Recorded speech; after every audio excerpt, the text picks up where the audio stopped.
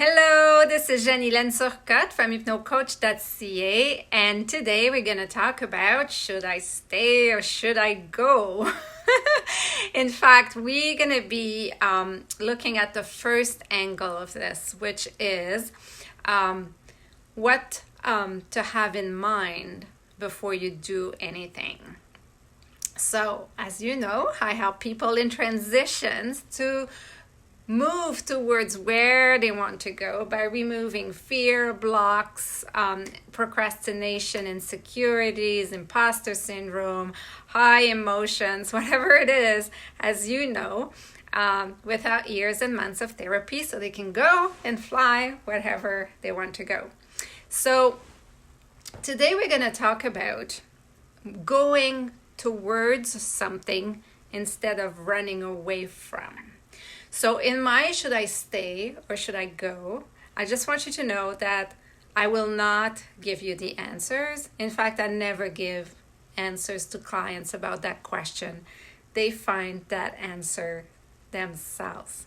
How they find it, it's by defining towards where they want to go instead of what they're trying to leave, what they're running away from. So there's three cases, as I said. The first one is, and I have spoken abundantly about that one in the past weeks, which is you've already started your change. You've gone through a training, or you've already, opened a business, whatever. You've already moved towards should I stay or should I go? You obviously have taken your decisions.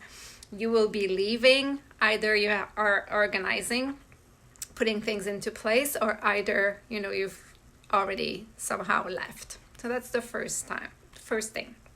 Second thing is confinement, working from home, not working, being unemployed, whatever family situation, whatever happened to you at the hardcore, the confinement has triggered you to think about your work life or your personal life, and to conclude that something needs to change. And the third case is where you are very well where you are. It's just you feel like you're not contributing to the level you want to contribute. You don't feel you have necessarily a purpose where we are at, and you're unsure about your direction, but you feel some kind of unease within you. Those are the three cases.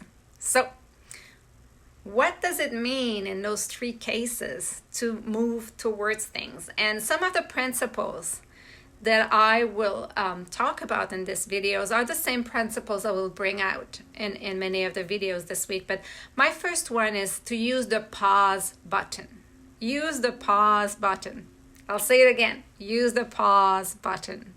And when I say that, if you're already obviously in the process or something, just move and go ahead with whatever you had planned. But if you have no definite plan, and this is all just going in your head right now, don't make any plan now.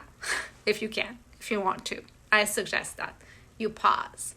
What are you going to do in this pause? In this pause, you're going to pay attention to two things.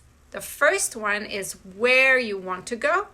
And the second thing is, what are you running away from? So you need to take a piece of paper or a recorder, something that'll keep track of it.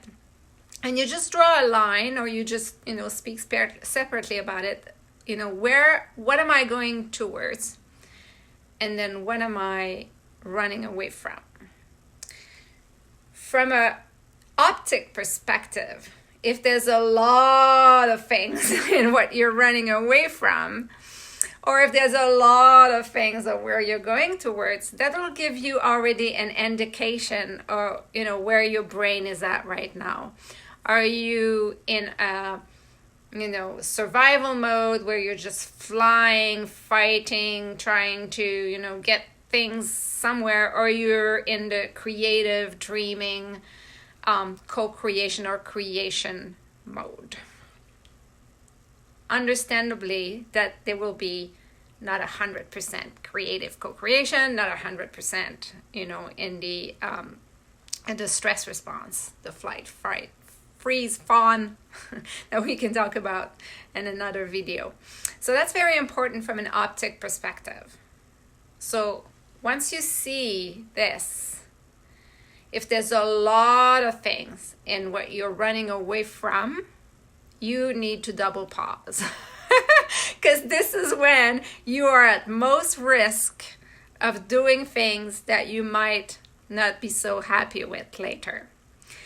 This is when you tend to run away so much, so strongly, so fiercely from a situation that you might choose worse or you might choose the same.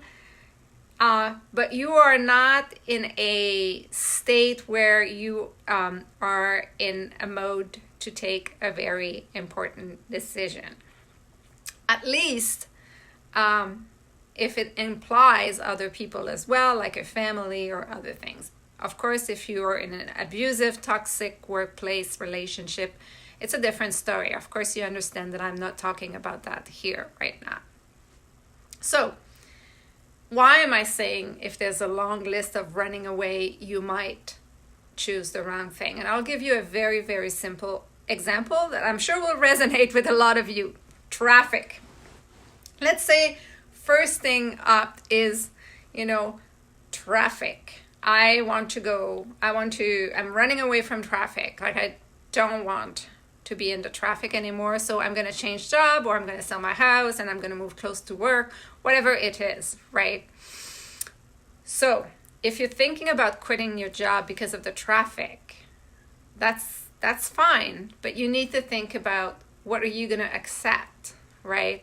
So you need to first understand what's really important, what you're running towards in employment, in a role, what you need to be happy, to ensure that you're not just trading traffic for a job that you're not going to be happy in, or a type of employer, a culture that's not the type of culture that resonates with you or makes you feel good, because then you're gonna have to change again, or you might find yourself in a very bad posture. So I'm saying all this because I have seen it over and over again in my HR career, interviewing people and asking them, oh, why you were not that long there, what happened at this? And people would say, oh, well, I wanted to work closer to home, so I took that opportunity, but finally I don't like the culture. Or, I really didn't want to be in the traffic anymore, so I decided that, I would do something that's really a position that's really under my capabilities and my competencies, but I'm really not happy. And then they go back now in the place where they're going to have to be in the traffic or other things that they don't really want to. So first thing to do is the list of what you want to run towards and what you're running away from. And the optical will give you an idea of where you are at. Are you in a creation mode, or are you in a stress response mode? If you are in a stress response mode, you need to double pause and take more time. And we're going to talk about it in the next videos in the next couple days. And if you are in a creation mode, then you also need to pause, but for other reasons. So voila, Janilène Turcotte, hypnocoach.ca. And as you know, I help people in transitions, and I offer 30 free minutes if you want to talk about your long list of things you're running away from, or your list of things that you want to move towards.